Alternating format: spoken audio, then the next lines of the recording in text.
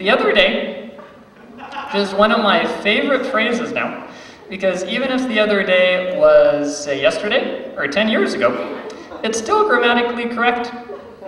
And grammar is very important to me, which might be one of the reasons I'm still single.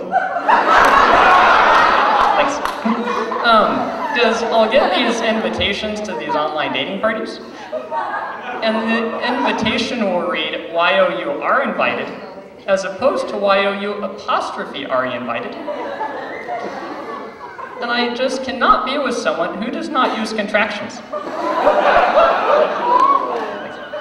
But the other day, I was parking near this car, and the car had a sticker on it that said, "Built with pride."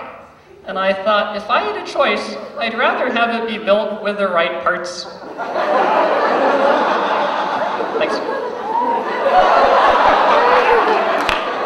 Which I think is trippy when you use symbolic language, because when you really need it for what it's used for, it doesn't work. Because let's say I say, he really blew up at me. You'd think he got angry. Now let's say the poor guy spontaneously combusted. And I said, he blew up. And you'd say, he got angry at you? And what am I left with?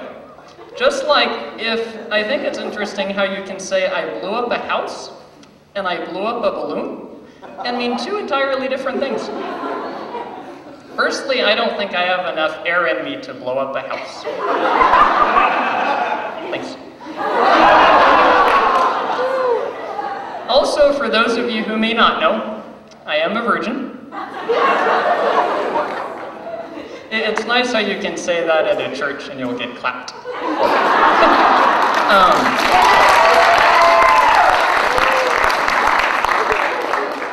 And I've heard some people say that the gift of celibacy is like getting socks for Christmas. But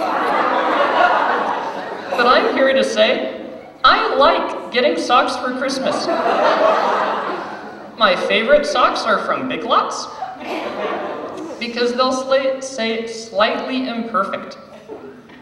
So I'll have you know that I'm wearing slightly imperfect socks right now. I'm doing fine. And who am I to ask for perfection from my socks when I cannot ask for it from myself? Now, some people have asked me, John, how have you been able to stay a virgin for so long? Which isn't actually the joke. And I'll say, I can't take all the credit.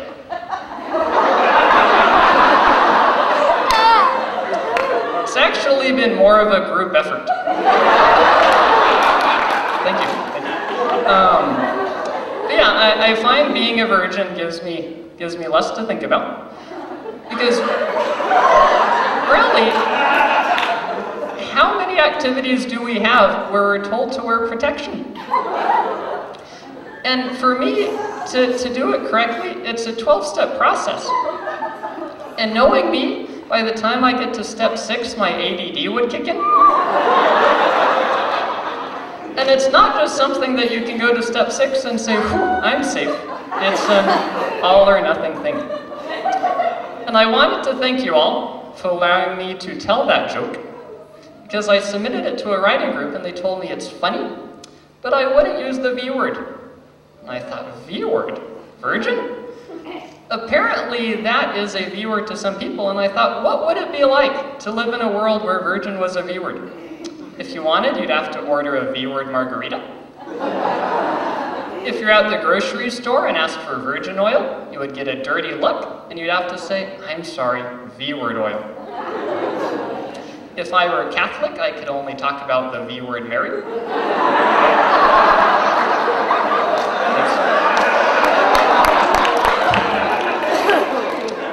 And what about all those poor people from Virginia? Either they're left saying, we come from V-wordia, or else we'll call them V-wordians, which is profound. Also the other day, thanks, I was eating a pack of Pepperidge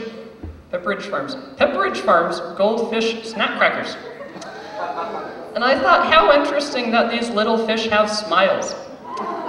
And why is it necessary for our food snacks to be smiling as we eat them? Just like with M&Ms. They're a snack food, and we've given them entire personalities. And I also think that's interesting, that with, yes, I think that's interesting, because I was reading the back of, an M&M package, and it said, "We will help you realize your fullest potential. You will be a blue M&M, a green M&M, or an orange M&M." And I thought, how fascinating for my maximized potential to be a colored M&M. And I also think it's interesting how little things that try to give us hope and keep us going, like paper towels, I've noticed have been getting increasingly more optimistic. And I was washing my hands and it said, "Shoot for the stars and pursue your dreams." And I thought that's a lot to ask for from a paper towel, to not only clean up your mess, but to also give you a reason to live. And it's trippy being a comic because I was giving a classroom presentation and the teacher said, "And if you have any questions, you can ask John after class, or you can see him at the Brea Improv." And they laughed. And she said, "No, I'm serious."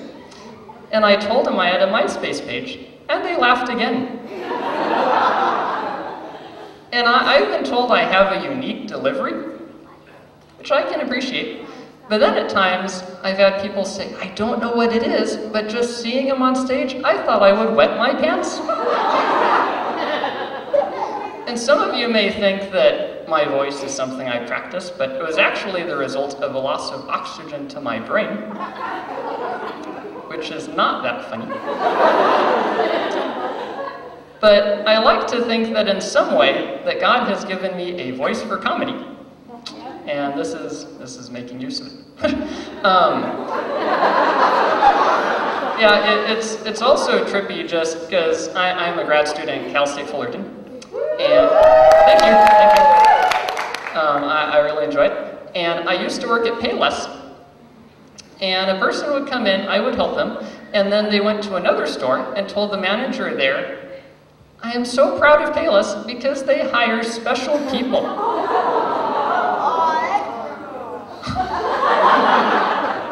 And their manager called my manager and asked, "Who do you have working there?" And she said, "Well, I think all of my employees are special, but it's probably John."